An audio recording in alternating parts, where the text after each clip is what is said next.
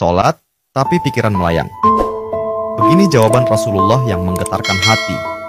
Pada suatu majelis Rasulullah, suasana terasa begitu tenang. Para sahabat duduk melingkar menyimak setiap perkataan beliau dengan penuh perhatian. Namun, di antara mereka, ada seorang sahabat yang tampak gelisah.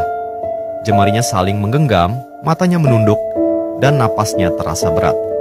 Setelah beberapa saat ragu, ia akhirnya mengangkat wajah dan berkata dengan suara lirih, "Wahai Rasulullah, aku ingin bertanya, tetapi aku khawatir pertanyaanku ini akan membuatku semakin malu di hadapan Allah." Rasulullah pun tersenyum lembut, menatapnya penuh kasih sayang. "Katakanlah, wahai saudaraku, tidak ada pertanyaan yang membuat seseorang hina jika ia bertanya untuk mencari kebaikan." Sahabat itu menarik napas dalam, matanya mulai berkaca-kaca. "Wahai Rasulullah, aku merasa salatku sering tidak khusyuk. Kadang aku mengingat urusan dunia, kadang pikiranku melayang entah kemana. Aku takut salatku tidak diterima oleh Allah. Apakah dengan salat seperti itu, aku tetap mendapatkan pahala?" Suasana majelis seketika menjadi hening. Para sahabat lainnya ikut menunduk, merasakan kegelisahan yang sama. Mereka tahu betapa beratnya pertanyaan itu. Namun, yang terjadi setelahnya benar-benar di luar dugaan. Rasulullah tidak langsung menjawab. Beliau menatap sahabat itu dengan penuh kelembutan. Lalu tiba-tiba air mata mulai membasahi pipi beliau. Para sahabat terkejut. Mereka jarang melihat Rasulullah menangis dalam situasi seperti ini.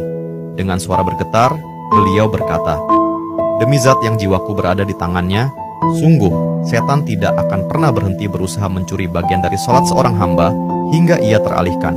Tetapi ketahuilah, Allah tetap melihat usahamu." Rasulullah menarik napas dalam, lalu melanjutkan, "Wahai saudaraku, jika engkau meninggalkan salat hanya karena takut tidak khusyuk, maka setan akan menang. Tetapi jika engkau tetap berusaha salat meski pikiranmu teralihkan, ketahuilah bahwa setiap kali engkau berusaha kembali kepada Allah dalam salatmu, saat itulah Allah menyambutmu." Mendengar itu, sahabat tersebut tak mampu menahan tangis. Begitu pula para sahabat lainnya.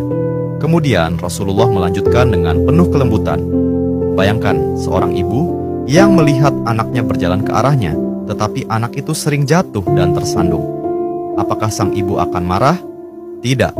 Ia justru akan berlari menghampirinya, mengangkatnya, dan mendekapnya erat. Itulah Allah. Ia lebih penyayang daripada seorang ibu kepada anaknya. Selama engkau terus kembali, Allah akan selalu menerimamu." Air mata mengalir di pipi sahabat itu. Kata-kata Rasulullah begitu menusuk hatinya.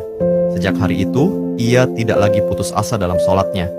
Ia tetap berusaha khusyuk, dan setiap kali pikirannya melayang, ia mengingat nasihat Rasulullah. "Setiap kali engkau berusaha kembali, saat itulah Allah menyambutmu." Jangan pernah berhenti. Berusaha.